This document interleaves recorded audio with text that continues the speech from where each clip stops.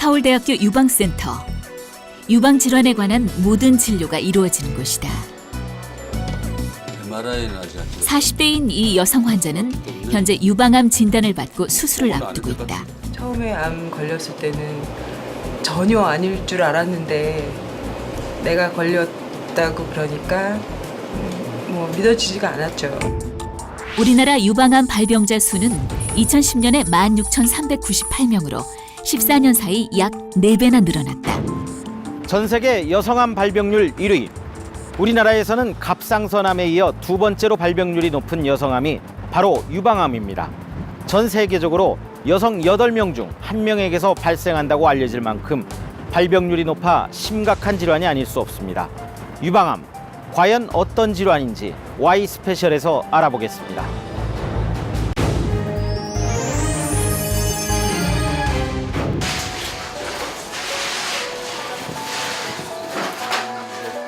유방암 치료에 있어 수술법은 국소치료법의 일종으로 유방에 대한 수술과 겨드랑이 림프절에 대한 수술로 나눌 수 있다. 유방의 암 제거와 겨드랑이 림프절 전이 여부를 확진하기 위한 방법이라 할 수 있다.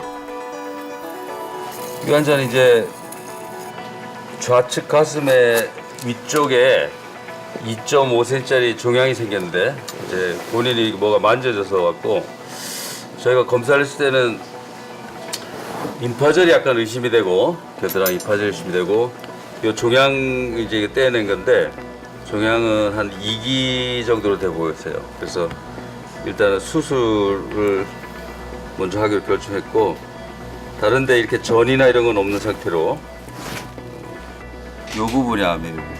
유방암이란 무엇일까? 유방암이란 유방 조직, 즉 유선과 유선 조직을 지지하는 지방, 결체 조직, 림프관에서 발생하는 암을 의미한다. 유방암 대부분은 유관과 유엽에 있는 세포, 그 중에서도 유관 세포의 상피 세포에서 기원하지만 치료하지 않을 경우 혈류와 림프관을 따라 전신으로 전이해 심각한 결과를 초래할 수 있다. 유방암은 이제 주로 여성에 걸리는 암이고 우리나라가 이제 경제적으로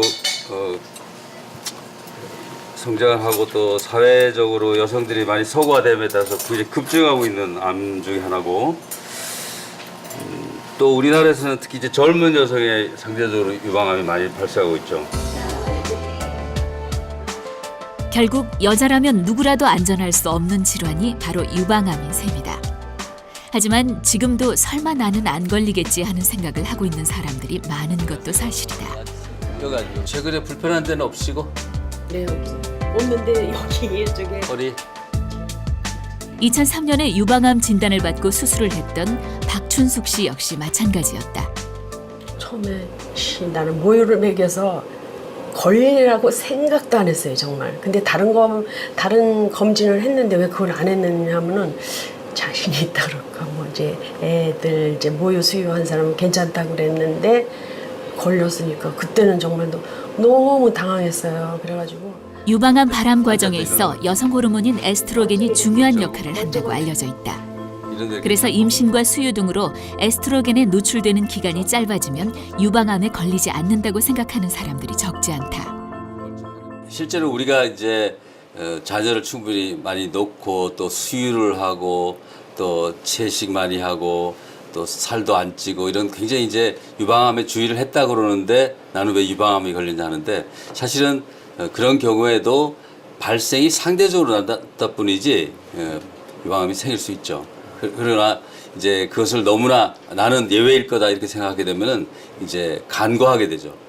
또 그러면은 어떤 진찰이나 혹은 검진에 또 소홀히 하기 쉽기 때문에 일반적으로 우리가 기본적으로 검진한다든지 이런 것은 특별한 차이를 두면 안 되겠죠.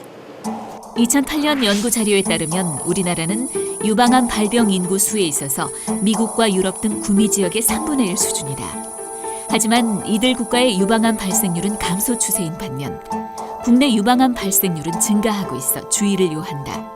그렇다면 어떤 경우에 유방암을 의심해 볼 수 있을까? 첫째, 겨드랑이부터 가슴 전체, 쇄골까지 눌러보아 멍울이 만져지는 경우. 둘째, 분비물, 특히 한쪽 유방에서 짜지 않고도 분비물이 나오는 경우. 셋째, 유방의 모양이 변하거나 피부가 보조개처럼 함몰되는 경우 유방암을 의심해봐야 한다.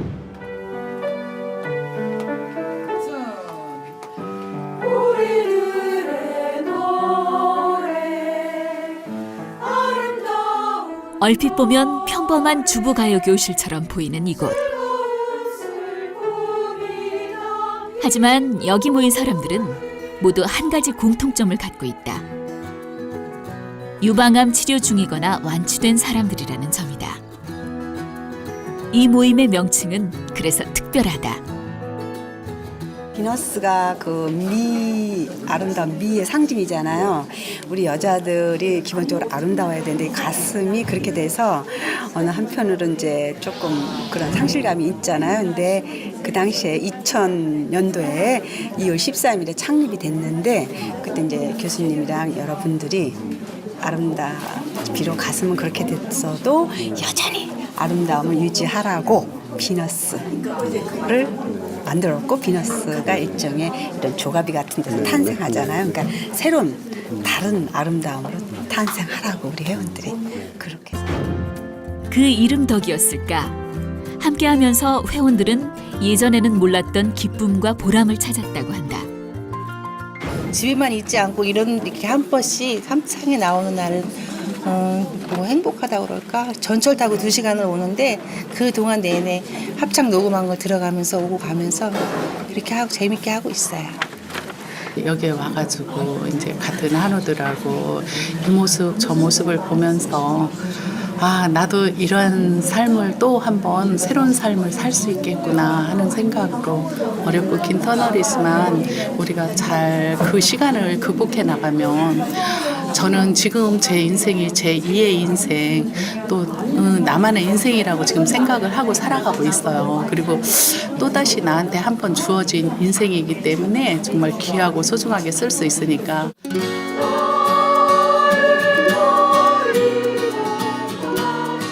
서로 다른 목소리가 모여 아름다운 화음을 만들어내듯 서로가 있어 삶의 평화와 기쁨을 얻었다는 사람들.